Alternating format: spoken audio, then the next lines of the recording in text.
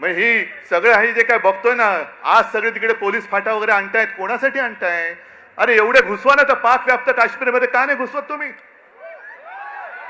माझ्या नौजवान सगळ्या तरुण आणि या तरुणाई विरुद्ध तुम्ही आणखीन जे देशाच्या रक्षणासाठी सैन्यात जमा झालेले ते भरती झालेले तरुण वापरणार, म्हणजे तरुणांनाच तरुणाच्या विरुद्ध उभे करणार आणि तुम्ही काय तिकडे जिलब्या पडत बसणार तर ढोकळा खात बसणार?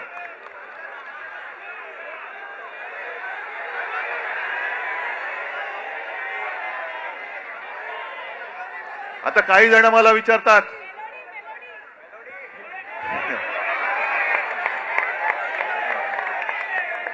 नहीं मेलोडी खाओ खुद जान जाओ,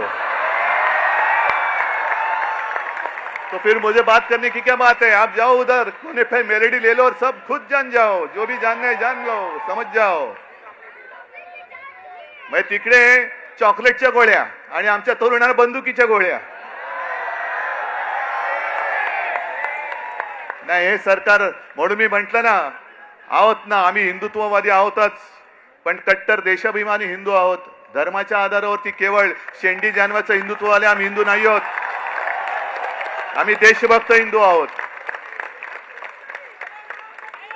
आणि म्हणून मी काल मोहन भागवतनं जे विचारलं की आज जे काही देशात चालू आहे हेच तुमच्या कल्पनेतल्या हिंदू राष्ट्रामध्ये बसतंय का? हे तुमचं हिंदू राष्ट्र आहे? हे हिंदू राष्ट्र आम्हाला अपेक्षित नाही. आमच्या हिंदू राष्ट्रामध्ये देशभक्ती ही महत्वाची आहे. मग तो कोणत्याही जातीपाती धर्माचा असू दे, जो या देशावरती प्रेम करतो तो आमचा आहे.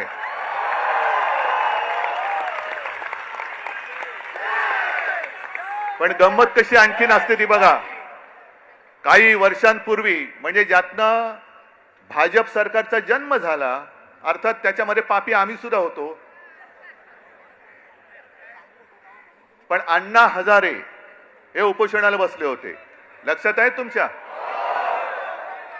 काय प्रसिद्धी मिळाली होती, काय प्रसिद्धी मिळाली होती. जणू काय संपूर्ण जग तिकडे एकवटलं होतं.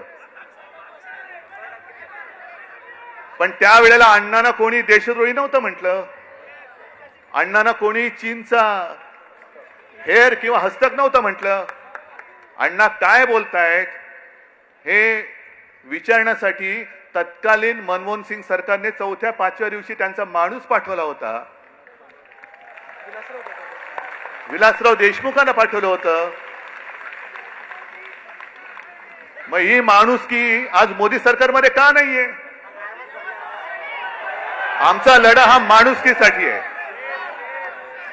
पण अण्णा हजारेंना सुद्धा असं उचलून चादरी बिदरी आणून, अरे काय अतिरेकाला उचलताय तुम्ही? आणि चादरी कशासाठी पाहिजे? मोदी सरकारला सांगतो की तुम्ही चादरीने वांगचुकना जरी झाकला असेल तरी तुम्ही सत्य झाकू शकत नाहीत.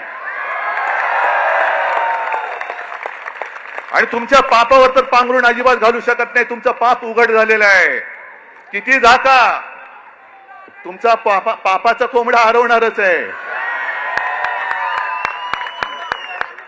पण अण्णांच्या वेळेला जसं मनमोहन सिंग सरकारने लगेच 4-5व्या दिवशी दूध पाठवला होता, का नाही पाठवला मोदी सरकारने? का धर्मेंद्र प्रधानला एवढं काय सोनं लागलेलं आहे? काय तरुण मुलांची आणि मुलींची काय मागणी आहे? एक तर शिक्षणाचा, स्वतःच्या शिक्षणाचा पत्ता नाही, त्याच्यामुळे शिक्षणासाठी किती मेहनत करावी लागते हे यांना माहिती नाही. अभ्यास म्हणजे काय असतं हेच जर माहिती नाही तर अभ्यास करून परीक्षेला जाताना पेपर फुटल्यानंतर काय होतं या यातना होणार कशा? डिग्री खोटी आहे ना याची. नाही, आता डिग्री खरी का खोटी हा सुद्धा प्रश्न आहे.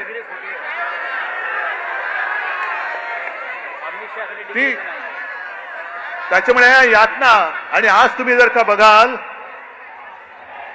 तर तरुण मुलं मुली तर आहेतच, पण मी सोशल मीडियावरती बघतोय त्यांचे आजी आजोबा सुद्धा आलेले आहेत, आई वडील आलेले आहेत. याचं कारण असं की मला नाही शिकता आलं, पण माझ्या मुलांनी शिकलं पाहिजे, माझ्या मुलींनी शिकलं पाहिजे. मोदी सरकारची जी घोषणा आहे, मुलगी शिकली प्रगती झाली, अरे पण शिकून परीक्षेला गेली आणि पेपर फुटला, ती मुलगी आत्महत्या नाही करणार, मुलगा आत्महत्या नाही करणार. मग एवढ्या मुलांनी आत्महत्या केल्या तरी एक धर्मेंद्र प्रधान तुम्ही डोक्यावर घेऊन नाचताय. मग धर्मेंद्र प्रधानला असं काय